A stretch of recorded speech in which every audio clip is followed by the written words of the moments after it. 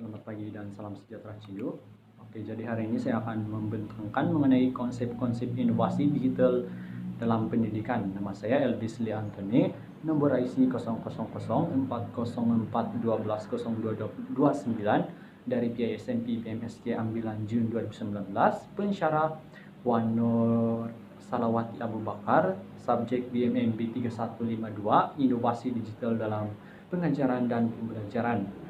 Oke, saya terus kepada isi pembentangan saya pada hari ini, yaitu inovasi digital. Oke, inovasi digital ini adalah hasil gabungan daripada dua perkataan, yaitu inovasi dan digital. Oke, apa maksud inovasi?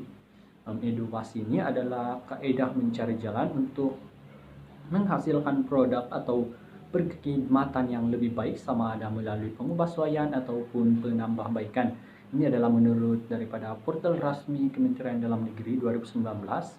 Oke, jadi inovasi ini sebagai contoh yang terdekat, masa dahulu nih handphone hanya menggunakan keypad tuh, yang sebelum-sebelumnya hanya menggunakan telepon rumah, tetapi apabila diinovasi, telepon pintar telah terciptalah. Seperti yang kita tahu, telepon pintar ini mempunyai aplikasi-aplikasi ataupun perisian yang lebih canggih dan memudahkan kehidupan manusia. Jadi digital ini pula bermaksud teknologi yang menggunakan nombor dan sebagainya untuk mewakili data. Ini adalah menurut Rolnicki 2019. Oke, digital ini seperti yang kita nampaklah di screen ini, pada PowerPoint, pada perisian-perisian seperti aplikasi-aplikasi lah. Sebagai contoh, kalau aplikasi dalam pengajaran dan pembelajaran yang boleh digunakan adalah Woodwall, Scratch, Quizzes, itu semua adalah digital yang kita boleh nampak di dalam laptop ataupun dalam handphone. Oke. Jadi inovasi digital ini bermaksud penerapan alat digital kepada berbagai jenis kaedah inovasi untuk meningkatkan prestasi pasukan inovasi. Itu adalah menurut dari TRI 2017. Pada pembentangan kali ini kita berfokus kepada inovasi digital dalam pendidikan lah. Jadi dengan adanya inovasi digital dalam pendidikan ini, seperti yang kita tahu, kita sudah pun berada dalam abad ke-21, jadi sangatlah penting untuk kita mengetahui inovasi digital ini, karena untuk lebih menarik perhatian murid ataupun lebih memudahkan kerja guru lah untuk mengajar. Oke, saya terus kepada tujuan inovasi, yaitu yang pertama, dapat meningkatkan kualitas suatu benda ataupun perkhidmatan yang ditawarkan lah. Oke, sebagai contoh, pada masa dahulu kita hanya ada pencuci kereta secara manual, yang mana manusia akan mencuci kereta itu dengan sendiri, dengan menyiram air, mengelap kereta tuh. Tapi sekarang ada sudah mesin pencuci kereta otomatis, yang mana kereta tuh hanya masuk ke dalam itu tempat, dan apabila keluar kereta tuh sudah bersih lah. Jadi itu adalah quality yang telah ditingkatkan melalui inovasi. Yang kedua adalah mencipta pasaran baru. Apabila kita tahu yang sesuatu benda tuh banyak manfaat ataupun fungsi yang lebih baik, sudah semestinya kita akan membeli benda-benda ataupun barang-barang yang di dalam pasaran lah. Yang seterusnya, apabila benda itu sudah diinovasi, secara langsung dapat meningkatkan productivity, karena keberkesanan ataupun fungsi sesuatu benda yang telah diinovasi itu lebih baik dan akan meningkatkan pembelian daripada pengguna-pengguna. Seterusnya, yang keempat, dapat mengurangkan penggunaan tenaga. Oke, yang sebagai contoh tuh pencuci kereta lah. Masa dahulu sebelum ada inovasi pencuci kereta otomatis, memang memakan banyak tenaga manusia untuk mencuci kereta tuh. Tapi dengan adanya pencuci kereta otomatis sekarang, manusia hanya tinggal menguruskan tempat tuh tetap, dan biar mesin yang membuat kerja. Kira-kira begitulah. Oke, yang kelima adalah menjimatkan kos. Sebagai contoh, kereta.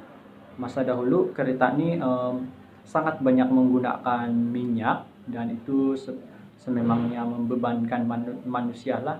Tetapi apabila sudah diinovasi, banyak kereta yang telah dikeluarkan dan terdapat masalah yang perlu ditangani, yaitu penggunaan minyak yang banyak. Jadi apabila diinovasi simulator kereta ataupun penciptaan kembali masalah yang menggunakan banyak minyak tuh diselesaikanlah dengan inovasi itu. Sebagai contoh, sekarang terdapat Honda yang jimat minyak. Dulu ada Land Cruiser aja yang menggunakan minyak yang banyak. Jadi dengan inovasi ini memang dapat menjimatkan kos lah. Oke, yang keenam, mengurangkan ralat dalam produk sedia ada. Sebagai contoh, laptop. Sebelum diinovasi, kita mengetahui banyak masalah-masalah yang berlaku di dalam laptop itu. Sebagai contoh, lag, mudah penuh storage. Jadi dengan adanya inovasi itu, penciptaan kembali sesuatu produk itu dengan memikirkan masalah-masalah yang lalu, ralat-ralat dalam laptop itu pun diselesaikan. Jadi itu adalah tujuan inovasi lah. Oke, saya terus kepada teori triological, pembelajaran triological dalam proses inovasi. Oke, apa itu triological? Triological adalah sekumpulan manusia mengorganisasi tugas atau usaha dan aktiviti mereka ke arah penciptaan sesuatu artefak, pengetahuan ataupun amalan dalam konteks sosial. Jadi triological ini adalah proses membuat inovasi itu secara berkumpulan ataupun banyak ilmu-ilmu daripada orang lain lah. Sebagai contoh, saya dalam bidang pendidikan, kawan saya dalam bidang engineering, kawan saya pula dalam bidang matematik, yang lain dalam bidang sains. Dan apabila kami berkumpul, itu adalah pembelajaran triological lah. Apabila kami kumpul dan menggembleng ilmu-ilmu ataupun ide-ide yang untuk mencipta sesuatu artefak tuh. Jadi itu adalah triological. Oke, ini adalah pembelajaran triological dalam proses inovasi, yaitu mesti ada subjek kajian dulu. Terus subjek kajian tuh kita kenal pasti apa dia punya masalah ataupun apa yang kita harus selesaikan kepada subjek kajian tuh, dan seterusnya kita mengemukakan ide melalui community pembelajaran, yaitu perbincangan dengan rekan-rekan ataupun rekan-rekan yang lain dalam lain bidang.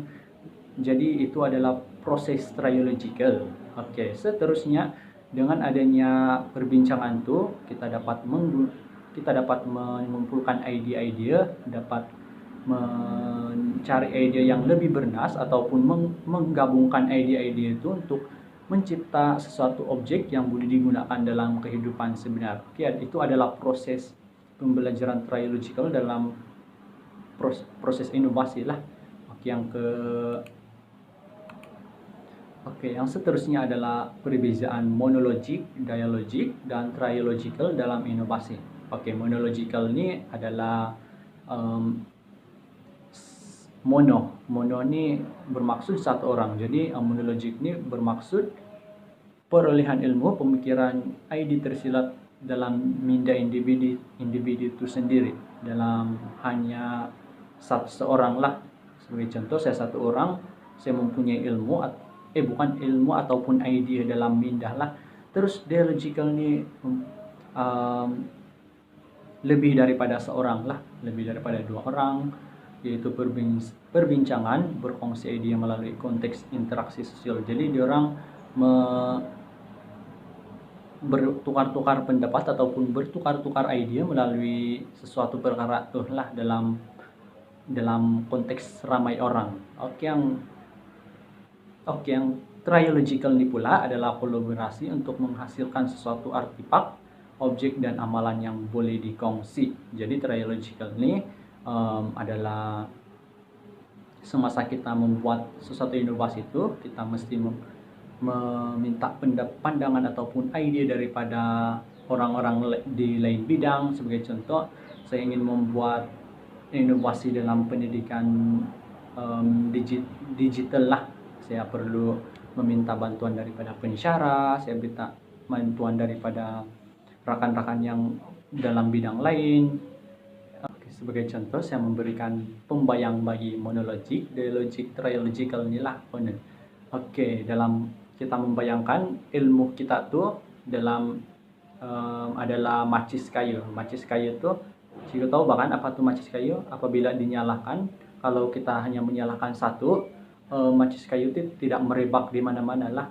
Tetapi apabila kita menyalakan 3 ataupun lebih macis kayu,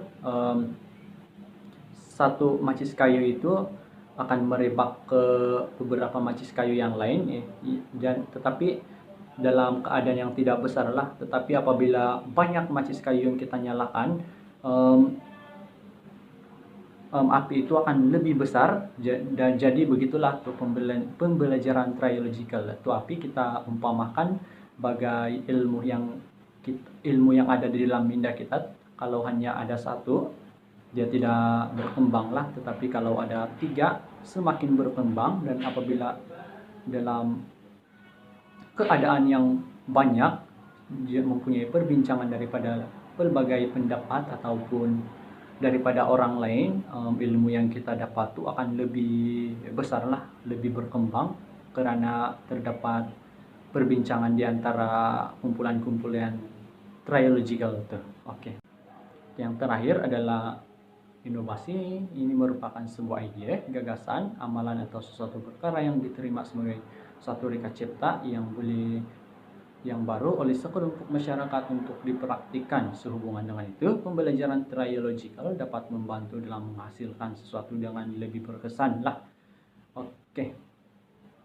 Jadi dalam kehidupan ini kita mesti meminta pandangan ataupun ide daripada orang lain, karena tidak semestinya ide yang kita pikirkan itu adalah bernas lah. Jadi apabila kita mendapat ide daripada orang-orang yang lebih pakar, dari situ kita dapat memantapkan lagi kita punya inovasi ataupun artefak yang kita akan hasilkan. Jadi itu adalah pembentangan saya pada hari ini. Ini adalah rujukan saya, yaitu Fabulo, portal resmi kementerian, Rolninik, Trig, dan sebagainya. Oke, terima kasih Cikgu.